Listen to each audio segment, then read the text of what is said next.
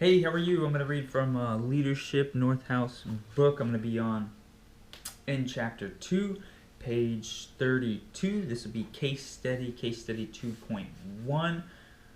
Already read the whole chapter, but skipped the case studies, but these are super important. So here.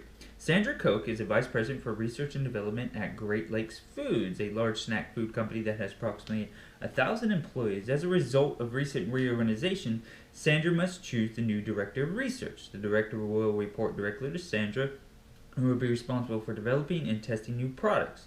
The research division of GLF employs about 200 people. The choice of director is important because Sandra is receiving pressure from the president and board of GLF to improve the company's overall growth and productivity. Sandra has identified 3 candidates for the position. Each candidate is at the same managerial level. She's having difficulty choosing one of them because each has very strong credentials. Alexa Smith is a longtime employee of GLF who started part-time in the mailroom while in high school. After finishing school, Alexa worked in as many as 10 different positions throughout the company to become a manager of new product marketing. Performance reviews of Alexa's work have repeatedly described her as being very creative and insightful. In her tenure at GLF, Alexa has developed and brought to market 4 new product lines. Alexa is also known throughout GLF as being very persistent about her work. When she starts a product, she stays with it until it's finished. It's probably this quality that accounts for success of each of the 4 new products with which she has been involved. All right, Alexa. A second candidate for the new position is Kelsey Metz, who has been with GLF for 5 years and is a manager of quality control for established products.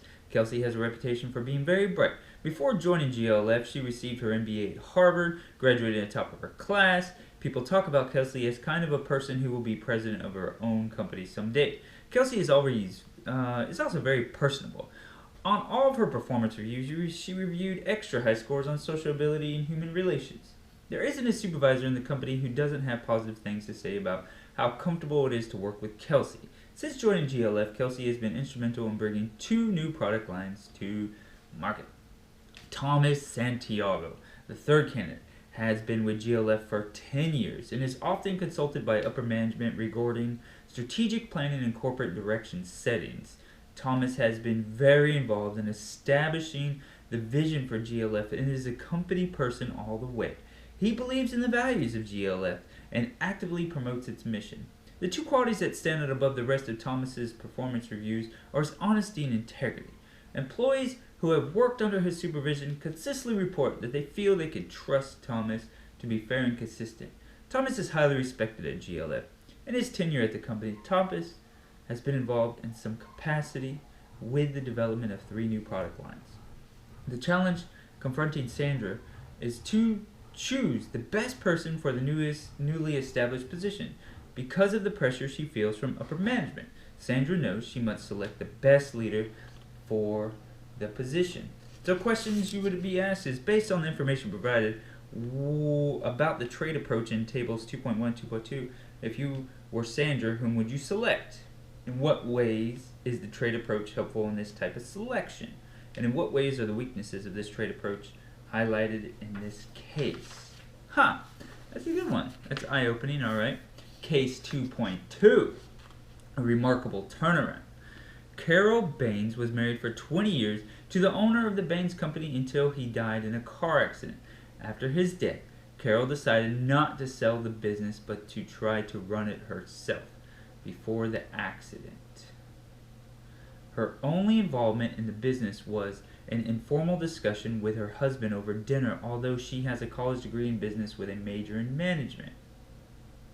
The Baines Company was one of 3 office supply stores in a city with a population of 200,000 people. The other 2 stores were owned by national chains. Baines was not a large company and employed only 5 people. Baines had stable sales of about $200,000 a year, serving mostly smaller companies in the city. The firm had not grown in a number of years and was beginning to feel the pressure of the advertising and lower prices of the national chains. For the first 6 months, Carol spent her time familiarizing herself with employees and the operations of the company. Next, she did a citywide analysis of companies that had reason to purchase office supplies. Based on our understandings of the company's capabilities and her assessment of the potential market for their products and services, Carol developed a specific set of short-term and long-term goals for the company. Behind all of her planning, Carol had a vision that Baines could be a viable, healthy, and competitive company. She wanted to carry on the business that her husband had started, but more than that, she wanted it to grow. Over the first 5 years, Carol invested significant amounts of money in advertising, sales, and services. These efforts were well spent because the company began to show rapid growth immediately. Because of the growth, the company hired another 20 people. The expansion at Baines was particularly remarkable because of another major hardship Carol had to confront. Carol was diagnosed with breast cancer a year after her husband died. The treatment for her cancer included 2 months of radiation therapy and 6 months of strong chemotherapy. Although the side effects included hair loss and fatigue, Carol continued to manage the company throughout the ordeal. Despite her difficulties, Carol was successful under the strength of her leadership. The growth of the Baines companies continued for 10 consecutive years. Interviews with new and old employees at Baines revealed much about Carol's leadership. Employees said that Carol was a very solid person. She cared deeply about others and was fair and considerate. They said she created a family-like atmosphere at Baines. Few employees had quit Baines since Carol took over. Carol was devoted to all employees, and she supported their interests. For example, the company sponsored a softball team in the summer and a basketball team in the winter. Others described Carol as a strong person.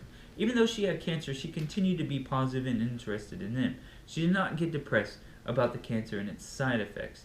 Even though coping with cancer was difficult, employees said she was a model of strength, goodness, and quality. At age 55, Carol turned the business over to her 2 sons. She continues to act as the president, but does not supervise the day-to-day operations. The company is doing more than $3.1 million in sales, and it outpaces the 2 chain stores in the city. Questions. How would you describe Carol's leadership traits?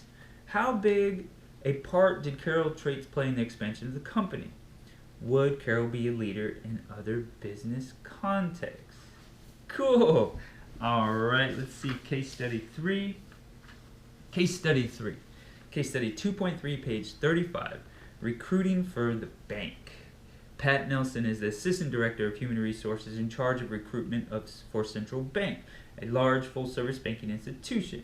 One of Pat's major responsibilities each spring is to visit as many college campuses as he can to interview graduating seniors for credit analysis positions in the commercial lending area at Central Bank.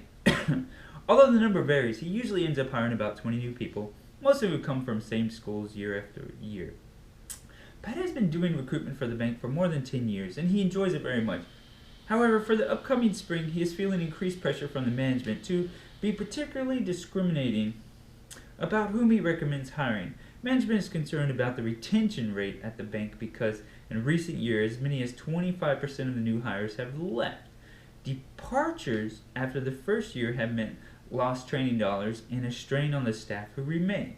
Although management understands that some new hires always leave, the executives are not comfortable with the present rate, and they have begun to question the recruitment and hiring process.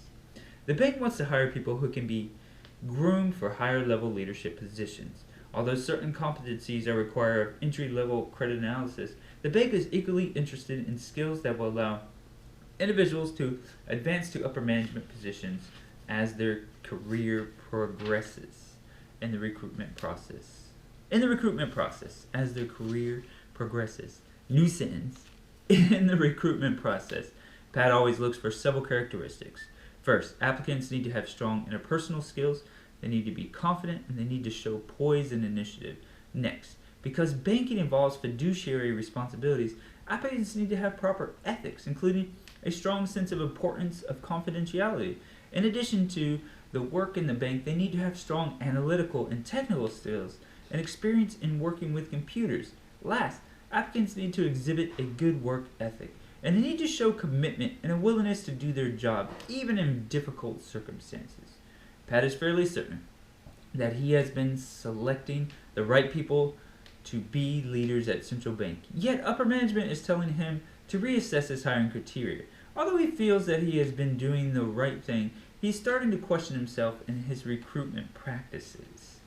Based on ideas described in the trade approach, do you think Pat is looking for the right characteristics in the people he hires? Could it be that the retention problem raised by upper management is unrelated to Pat's recruitment criteria? If you were Pat, would you change your approach to recruiting? Cool. I think that's the final case study ending on page 36. Cool. All right, y'all. Take care. Bye.